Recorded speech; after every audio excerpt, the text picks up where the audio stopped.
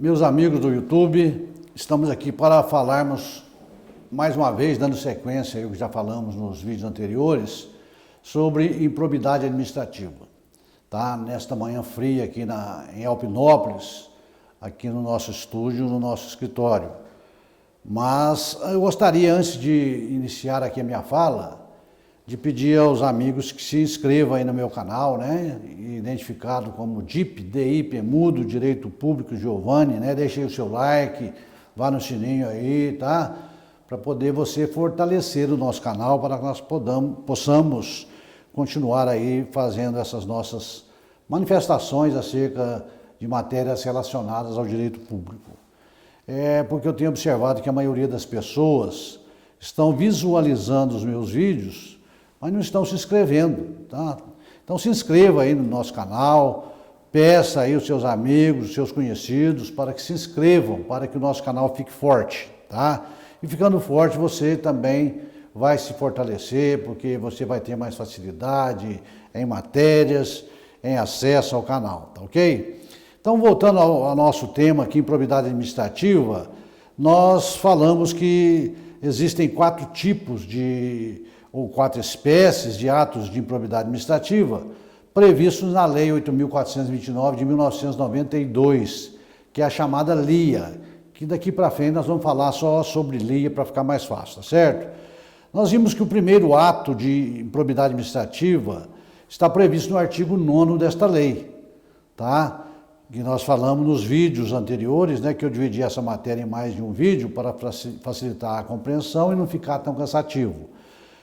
Esses primeiros tipos de atos de improbidade administrativa do artigo 9º são aqueles que causam enriquecimento ilícito ao agente público que o pratica, tá certo? Então esse é o primeiro. E é o mais grave, vamos dizer assim, de todos eles, tá? E hoje nós vamos falar de um outro que também não menos grave, né? É aquele previsto no artigo 10, que seria o segundo tipo, tá? do ato de improbidade administrativa, que são aqueles que causam lesão ao erário público e que importam enriquecimento indevido a terceiro. Diz o artigo 10 o seguinte, nós vamos ler aqui pausadamente e vamos comentando já este artigo, tá certo? Diz o artigo 10 em seu caput o seguinte, constitui ato de improbidade administrativa que causa lesão, ou seja, prejuízo ao erário, tá? O que é erário? Erário é uma parte do patrimônio público dos entes públicos, né? É uma parte desse patrimônio. É aquela parte que tem conteúdo econômico e financeiro, tá certo? Por exemplo, os bens, o dinheiro, vamos dizer assim, né? Isso é uma parcela do patrimônio público. Porque nós sabemos que o patrimônio público é um todo, né? Além desses bens de valores econômico e financeiro, existem também aqueles bens de valores artísticos, né? Estéticos, históricos e turísticos, vamos dizer assim, tá? Então, constitui ato de improbidade administrativa que causa lesão ao erário, tá? Aos bens pertencentes ao patrimônio público de valor econômico, né? E financeiro, tá? Qualquer ação ou omissão, ou seja, quando existe o ato de agir ou de omitir do agente público, né? Então não é só quando ele age, né? Aquela forma positiva. Quando ele se cala também, quando ele se omite, ele causa esse ato de improbidade administrativa, que pode ser de forma dolosa ou culposa. Dolosa quando o agente procurou aquele resultado, quis aquele resultado, agiu de forma intencional para que ele ocorresse. Nesse caso, nós temos aí o ato ímprobo doloso. E tem também o ato ímprobo praticado de forma culposa. É aquele que não foi de forma intencional, mas o agente agiu de forma negligente, imprudente ou de maneira, por imperícia, né, que causou o prejuízo, tá? Então é a ação, omissão dolosa ou culposa do agente que enseja perda patrimonial. O que vem a ser essa perda patrimonial? É o decréscimo, a privação, o desfalque de bens ou haveres públicos. É o desvio, né? O que é o desvio? É o desvirtuamento do destino legal da coisa pública. O bem foi desvirtuado, não é? Ou então, é a apropriação, né? A pessoa se apropria do bem como se fosse seu, e o bem é um bem público. É o malbaratamento também, né? Que quer dizer a dissipação, a venda de um bem público por um preço irrisório, por exemplo, não é isso? A dilapidação do bem público, é o desperdício, aí o esbanjamento, o desbarate dos recursos públicos, que a gente costuma ver aí a toda hora, não é? Nós podemos dizer que é a dilapidação do bem. De todos esses bens ou haveres mencionados no artigo 1º da LIA, né? Que no nosso caso aqui nós estamos referindo aos bens públicos municipais, pertencentes também ao Poder Legislativo, tá certo? E para que esse tipo de ato ímprobo do artigo 10, que causa lesão ao erário, se configure, 3 pontos nós devemos destacar. Necessariamente tem que ocorrer esses 3 pontos para que esse ato seja ímprobo. Ou seja, ele deve ser praticado pela ação ou omissão ilegal do agente público no exercício da sua função. Quer dizer, o ato tem que ser ilegal. O agir de forma positiva ou omissa de um ato ilegal, tá certo?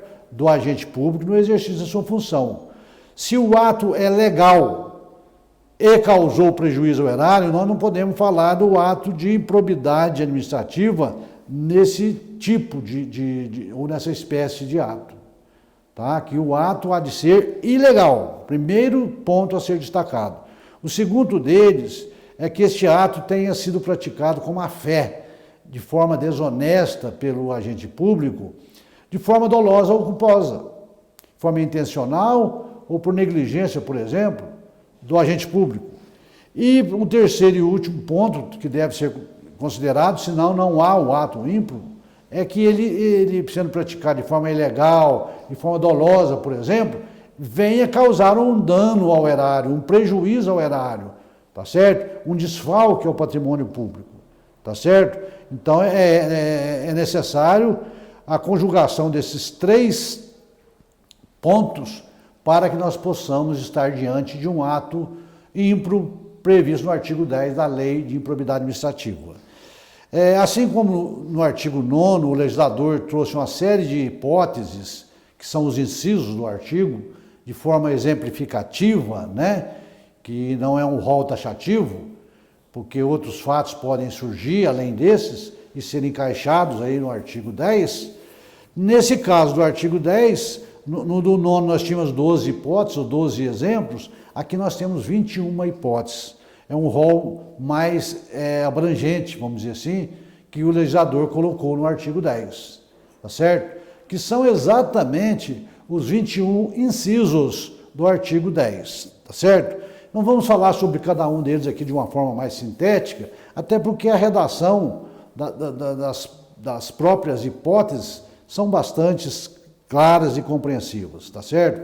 A primeira hipótese exemplificativa é do inciso 1, né? É quando ocorre a facilitação da incorporação de bens ou valores públicos ao patrimônio de particular. O agente facilita, né, para que um bem determinado pertencente ao patrimônio público incorpore ao patrimônio de um particular. Diz o inciso 1 o seguinte: facilitar ou concorrer por qualquer forma para a incorporação ao patrimônio particular de pessoa física ou jurídica, tanto faz, de bens, rendas, verbas ou valores integrantes do acervo patrimonial. No caso aqui, nosso estudo, do município e da Câmara Municipal. Então aqui o ato, ele pode ser praticado de forma intencional pelo agente ou por um descuido dele, né? Ou seja, da forma dolosa ou da forma culposa. Nesse caso, por exemplo, o agente público ele vai auxiliar, ele vai ajudar, ele vai cooperar para que a ilícita incorporação do bem passe a integrar o patrimônio do particular, agindo com dolo ou por culpa, né? Podemos dizer, por exemplo, quando nós fazemos a doação quando nós fazemos uma doação de um imóvel a uma pessoa carente, existe uma lei que trata dessa situação, né? Distribuição de lotes pelo município a pessoas carentes, mas quando eu faço essa doação, eu como agente público, o autorizo, o auxilio, coopero para que essa doação ocorra, sabendo que ela é ilegal, sabendo, por exemplo, que o beneficiário desse imóvel não preenche os requisitos da lei. Por exemplo, ele não se enquadra no conceito de carente da lei, que é, podemos dizer, aquele que recebe até 3 salários mínimos como renda, ou o grupo familiar recebe até 3 salários mínimos, né? Por exemplo, que ele tem um outro imóvel no município e não poderia ter para ser contemplado, e ele foi, então seria uma outra hipótese de um ato que causou patrimônio erário, porque tirei um patrimônio pertencente aqui de um loteamento e passei para particular de forma ilegal. Uma segunda hipótese, prevista no inciso 2, é aquela quando eu permito o uso por particular de bens ou valores públicos. Muito bem, diz aqui a redação do inciso 2 o seguinte: permitir ou concorrer, quem permite ou concorre? O agente público, para que pessoa física ou jurídica privada utilize bens, rendas, verbas ou valores integrantes do acervo patrimonial das entidades mencionadas no artigo 1º da LIA. No nosso caso, volto a repetir, para ficar bem claro, município e Câmara, que o nosso estudo está focado para esses tipos de entes, né? Sem observância das formalidades legais ou regulamentares aplicáveis à espécie, né? Nós sabemos que os bens públicos podem, às vezes, por exemplo, ser utilizados por terceiros, por empresas privadas, por particulares, pessoas físicas, mas desde que siga a determinação da lei. Nós temos, por exemplo, aqui a hipótese nós chamamos de permissão de uso, autorização de uso ou a concessão de uso de bem público. Essas figuras jurídicas traçam aí as condições necessárias para que o particular possa usar desse bem público em determinadas situações, às vezes em caráter precário, às vezes de uma forma mais prolongada, mas tem que se enquadrar nessas condições, né, que são traçadas por lei. Mas no caso aqui, o que o legislador quis? Tratar daquelas situações em que o ato é ilegal, não se observou a lei, né, agiu o agente de forma dolosa ou culposa. Por exemplo, quando se usa um veículo oficial do município, de uso do prefeito, por exemplo, para levar seus amigos a uma festa, para levar seus amigos a passeio em uma cidade vizinha, eu estaria diante do ato ímpio do inciso 2. Por exemplo, quando o agente público recebe uma obra, por exemplo, inacabada, como se ela estivesse já concluída, quando existe uma medição inexistente e essa obra é recebida, estaríamos aí diante dessa situação no inciso 2, tá? E temos também a terceira hipótese exemplificativa do artigo 10, que é o seu inciso 3, que quando nós estamos diante da chamada doação ilegal, que pode ser utilizado até o exemplo anterior que eu dei, doação de um loteamento, né? Que é o caso que se enquadra aqui, pode se enquadrar também na hipótese anterior, não é isso? Nesse caso aqui que eu citei, nós temos também a situação idêntica no terceiro, com a redação um pouco diferente, né? Que aqui o legislador fala em doar a pessoa física ou jurídica, bem como ao ente despersonalizado, ainda que de fins educativos ou assistenciais, bens, rendas, verbas ou valores do patrimônio público, sem observância das formalidades legais e regulamentares aplicadas à espécie, né? É verdade que nós sabemos, como eu já disse no caso do loteamento, em outros tipos de doação, que não seja loteamento, existem algumas regras que devem ser observadas quando da doação de bens públicos, para empresas públicas, para particulares, não é?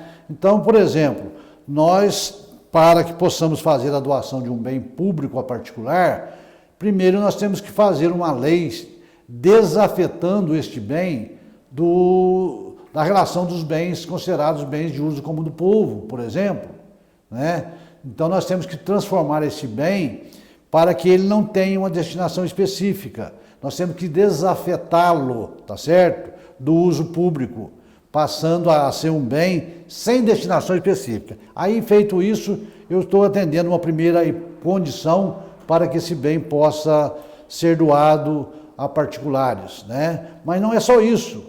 Esse bem, para que seja doado, além dessa desafetação que é necessária, é imprescindível, eu tenho também que ter uma finalidade pública devidamente justificada ou específica, né?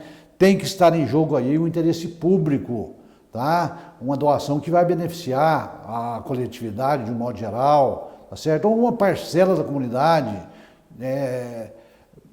por essa doação, em virtude de serviços que serão executados por aquele que vai receber essa doação, não é isso? Então seria uma outra condição. E a terceira, eu tenho que ter autorização legislativa, eu tenho que ter uma autorização da Câmara Municipal, eu tenho que ter uma lei municipal autorizando a doação. Tenho também que fazer uma avaliação prévia do imóvel a ser doado para que eu possa saber o valor financeiro deste imóvel, quanto que ele vale, qual que é o seu preço de mercado, não é isso? E tenho também que fazer a licitação, tá? Eu não posso fazer a doação de forma direcionada, senão eu estaria infringindo aí um outro princípio da administração pública, que é um princípio da impessoalidade, tá certo? Eu vou doar o fulano porque é meu amigo, eu não posso fazer isso. Eu tenho que fazer uma licitação para que aquele que for doado cumpra as exigências que o município esteja pedindo ou exigindo, tá? Pode haver aí no caso a dispensa da licitação em determinadas hipóteses quando existe o interesse social, tá certo? O imóvel vai ser utilizado para o fim que tenha um interesse social. Então nós estamos aí diante da previsão do artigo 17 do inciso 2 da Lei 8.666 de 1993, que é a lei que trata das licitações públicas, que por sinal está para ser alterada, tem um projeto de lei tramitando no Congresso Nacional. Eu espero, numa oportunidade futura, falarmos sobre isso, tá? Nesse caso do inciso 3, o ato, como eu já disse, pode ser doloso ou culposo. E nós temos a quarta e quinta hipóteses exemplificativa dos incisos 4º e 5 do artigo 10, que é aquele que existe o favorecimento de negócios com bens ou prestação de serviços públicos por preço subfaturado ou superfaturado. Ou seja, o preço está abaixo de mercado, o preço está acima de mercado. Vejamos, a hipótese do artigo 4º, o inciso 4, né, do artigo 10, diz o seguinte: permitir ou facilitar, quem permite ou facilita, o agente público, a alienação, ou seja, a transferência, a permuta, a troca, né, ou a locação de um bem integrante do patrimônio público de qualquer das entidades referidas no artigo 1º desta lei, ou ainda a prestação de serviço por parte delas por preço inferior ao de mercado, tá certo? Então aqui, ó, existe a transferência, a permuta ou a locação de um bem que é público a terceiro por um preço inferior ao de mercado, ou quando existe uma prestação de serviço por parte do município a um particular e o preço é inferior ao de mercado. Por quê? Porque o agente público permitiu ou facilitou para que isso ocorresse, tá certo? E o inciso 5 diz o seguinte, é o contrário, né? Aqui não é a saída do bem público do patrimônio, aqui no caso, no inciso 5 do artigo 10, é quando se permite ou se facilita a aquisição, a permuta ou locação de bem ou serviço por preço superior de mercado. Aqui o agente participa para que o município pague por um preço mais alto pela aquisição de um imóvel, pela permuta de um imóvel ou de um móvel, não é isso? Ou quando ele vai locar um imóvel para uso de alguma atividade sua, por um bem que está acima do mercado por culpa ou por intenção praticada aí, por dolo, pelo agente público, tá certo? Nesse caso, nós estamos diante de um prejuízo, né, ao erário, nas hipóteses do inciso 4 e 5, por culpa do agente, que de qualquer forma concorreu, para que terceiros se beneficiassem, ou para que terceiros levassem um benefício e enriquecessem também. Nesse caso, nos dois, no inciso 4 e 5, se houver a prova de que o agente público também foi beneficiado, ou que ele tenha levado alguma propina, alguma vantagem, esse agente público não só responderá pelo ato ímprobo do artigo 10, que causou lesão ao erário, mas também por aquele ato ímprobo do artigo 9º, que causou a ele um enriquecimento ilícito, tá certo? Então, nesse caso aí, o agente público vai responder por isso. Temos ainda a hipótese do inciso 6, tá, do artigo 10, que é quando existe a realização ilegal de operação financeira, tá certo? Diz o inciso 6 o seguinte: realizar operação financeira sem observância das normas legais e regulamentares, ou aceitar garantia insuficiente ou inidônea. Tá? Aqui nós podemos citar os empréstimos, quando são contraídos, ou as operações de crédito em geral, quando são feitas pelo município, tá? Bem como as suas aplicações financeiras, né, com recursos públicos, sem que se observe as condições legais. Onde estão traçadas essas condições? Na Constituição Federal, na LDO, Lei de Diretrizes Orçamentárias, na Lei Orçamentária Anual, na Lei de Responsabilidade Fiscal, na Lei 4.320/64, que é a lei que trata do direito financeiro, não é isso? E bem como fora dos limites previstos na resolução número 43 de 2001 do Senado Federal, que teve uma alteração posterior pela resolução número 3 de 2002. Então, se eu não observar todas essas condições tratadas por esses dispositivos legais e fizer uma operação de crédito, eu estarei incidindo no ato ímprobo do artigo 6 da LIA, tá certo? E fala-se também aqui, quando eu aceito garantia insuficiente ou inidônea por ter contado com a participação do agente público, tá? Nós sabemos que, às vezes, nas licitações públicas, são exigidas garantias dos prestadores de serviços, dos executores de obras, principalmente naquelas obras de maior vulto, não é isso? Exige-se aí uma garantia para que, se houver um prejuízo ao patrimônio público provocado por aquele fornecedor de serviço ou por aquele executor de obras, que essa garantia já depositada sirva para que o município recomponha esse prejuízo ao erário, tá certo? Então, nesse caso, nós podemos dizer que a garantia ela foi insuficiente. Por exemplo, eu precisava da garantia aí de R$600 mil, que fosse feita uma garantia, um depósito pelo executor da obra, e foi feito só de 400. No final houve um prejuízo aí, esse dinheiro não deu para cobrir essa garantia. Houve um prejuízo, então, ao erário comprovado, né, que caracteriza atos de improbidade administrativa. Ou quando se for também através de uma garantia inidônea, né, não é uma garantia que vai me servir para que eu possa repor o patrimônio público, tá certo? Nesse caso, nós podemos dizer também que existe aí a forma dolosa ou culposa para a prática deste ato ímprobo do inciso 6. E temos também a hipótese, a sétima hipótese, que é a do artigo 7º e do artigo 10, que seria a concessão ilegal de benefício administrativo ou fiscal. Pois bem, diz o artigo 7º o seguinte: conceder benefício administrativo ou fiscal, quem concede? No caso, o agente público. Nesse caso, aqueles que estão ligados à área do fisco, por exemplo, né? Sem observar as formalidades legais ou regulamentares aplicadas à espécie.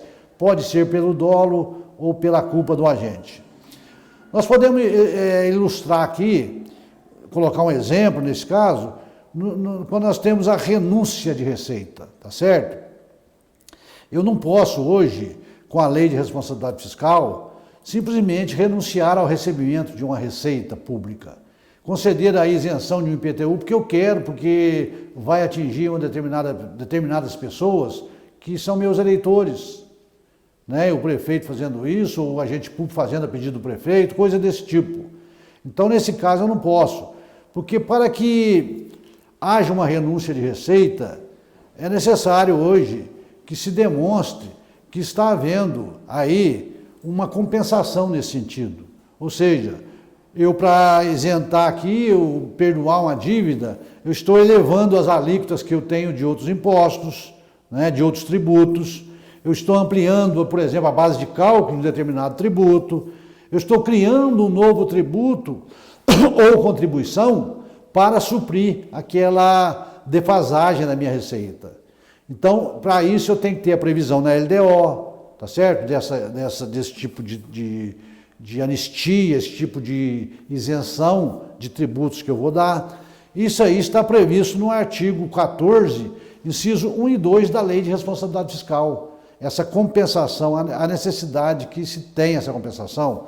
Então nós temos aí, no caso da anistia, né, de tributo, que é o perdão ou exclusão de sanção pecuniária, tributária. Nós temos a remissão, né, também tributária, que é a perdão do débito tributário. Nós temos o subsídio, que é fornecido pelo município, que é o auxílio financeiro. Nós temos a isenção tributária em caráter geral, que é a dispensa ou limitação do pagamento de obrigação tributária para determinada faixa de contribuintes. Nós temos subvenções sociais destinadas que é a destinação de recursos públicos a instituições de caráter assistencial, médico, educacional ou cultural sem fim lucrativo. Temos ainda as subvenções econômicas, né, destinadas, que é a destinação de numerário a empresas públicas ou privadas de caráter industrial, comercial, agrícola ou pastoril. E temos também, por último, a redução indiscriminada de tributos ou contribuições, alteração de alíquotas ou alteração de base de cálculo que implique redução da receita, tá certo? Então, com isso, nós vamos parar por aqui para continuarmos no próximo vídeo sobre as outras hipóteses exemplificativas do artigo 10 e espero que vocês tenham entendido essa minha explanação nesse vídeo de hoje. Peço aí novamente a vocês que se inscrevam aí no meu canal, DIP Mudo, Giovanni, né? Direito Público, Giovanni. Coloque aí, aperte o sininho, se inscreva realmente, não só assista o meu vídeo não, tá? Inscreva aí para você fortalecer o nosso canal, tá certo? Se inscreva, peça aos seus amigos, peça aos seus colegas vereadores, aos seus colegas servidores públicos, para que também se inscrevam. São assuntos interessantes, tá? Que nós vamos tratar, tá? E nós estamos falando de um assunto que, apesar de ser uma lei muito curta, a lei de improbidade administrativa, mas vocês podem ver que a série de hipóteses que nós temos que ocorrem no dia a dia. São situações vivenciadas hoje no nosso país, tá? Que estão levando muita gente para a cadeia, tá? Isso aí é uma situação horrível para o nosso país, né? Nós temos aí presidente da República preso, tudo isso por quê? Pela prática de atos de improbidade administrativa. Nós temos aí governador de estado, governador do Rio de Janeiro preso, não é isso? Nós temos aí presidente da Câmara de Deputados preso e tantas outras pessoas e empresários presos. Por quê? Por conluio, por prática de atos ilegais, atos ímprobos, não é isso? E nós estamos querendo estudar isso a nível do nosso município para que a gente possa fazer um acompanhamento se tudo que está ocorrendo aqui em cada município, se estão corretos. Se não estiver, vamos denunciar, vamos levar a situação ao Ministério Público, à Câmara Municipal, que deve fiscalizar, para que pare com isso. Tá? Então, quero agradecer a todos vocês por esta participação de mais este vídeo e vamos continuar falando novamente sobre outras hipóteses no vídeo anterior. Um abraço e obrigado a todos vocês.